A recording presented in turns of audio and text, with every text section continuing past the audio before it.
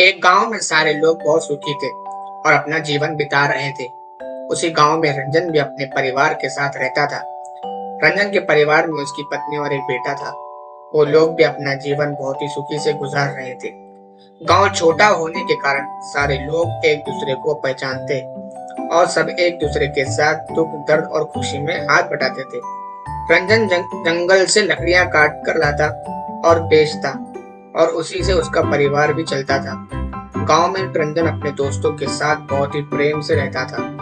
रंजन रोज की तरह जंगल लकड़ियां काटने गया, पर उस दिन काफी देर हो गई और देखते देखते रात हो गई, पर रंजन का अब तक कोई पता नहीं था। उसकी बीवी और उसका बेटा उस कारण परेशान होने लगे। फिर उसकी पत्नी हिम्मत करके घर से बाहर आ निकली और सभी से रंजन के बारे में पूछने लगी कि किसी ने रंजन को शाम के समय देखा क्या, लेकिन हर किसी का जवाब ना मिलता।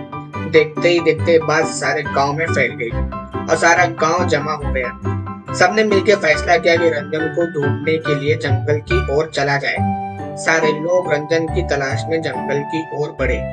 उसकी पत्नी और बेटा भी साथ में चले। जंगल में पहुंचकर सारे लोग रंजन को आवाज लगाने लगे, पर किसी को भी रंजन का पता न चला।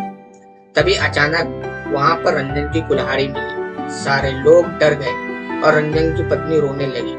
तभी एक बूढ़े आदमी ने कहा, वो वापस आ गई, वो वापस आ गई। सब लोग उससे पूछने लगे कि कौन वापस आ गई। उस बूढ़े आदमी ने कहा कि राधा। अब सारे लोग और भी परेशान हो गए कि राधा कौन है और कहां से वापस आ गई। उस बूढ़े ने कहा कि राधा इसी गांव की थी और उसने इसी जंगल में आत्महत्या की थी। तब से हर साल कोई न कोई इस जंगल से गायब हो जाता है और कभी लौटकर नहीं आता। और रंजन का परिवार जोर जोर से रोने लगा। फिर एक आदमी ने बोला कि पर वो ऐसा क्यों करती है और इसका कोई तो उपाय होगा। उस बूढ़े ने कहा कि हमें मंदिर के बाबा के पास जाना चाहिए।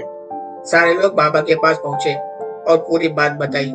बाबा भी हैरान था, पर अब सबकी उम्मीद बाबा पर टिकी हुई थी। बाबा ने कहा कि हम पूजा करते हैं, राधा से बात करने की कोशिश करते हैं और इस समस्या का समाधान निकालते हैं। पूजा शुरू हुई। कुछ समय बाद अजीब सी आवाज आने लगी। लोग डरने लगे। तभी अचानक राधा की आत्मा आ गई, जो बहुत ही गुस्से में थी और चिल्ला चिल्ला के कह रही थी कि मैं किसी को नहीं छोड़ूंगी, सबको मार दूंगी, अपना बदला लेकर रहूंगी। कुछ देर बाद बाबा ने पूछा कि तुम ऐसा क्यों कर रही हो? तुम भी इसी गांव की बेटी थी, फिर गांव के लोग से गुस्सा क्यों? तभी राधा ने कहा, सब मेरे बारे में गलत गलत बातें करते थे और माँ के मर जाने के बाद मुझे और सताने लगे। मेरा जीना मुश्किल कर दिया।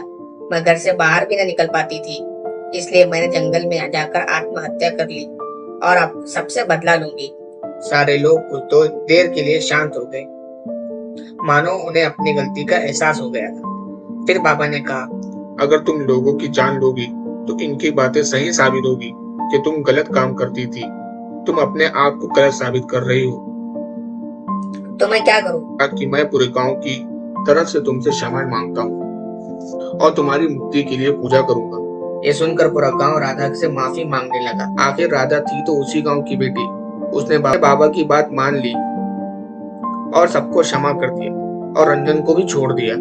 बाबा ने भी राधा की मुक्ति के लिए पूजा की और वो मुक्त हो गई। इस तरह पूरे गांव को हमेशा के लिए उस मुसीबत से बचा लिया।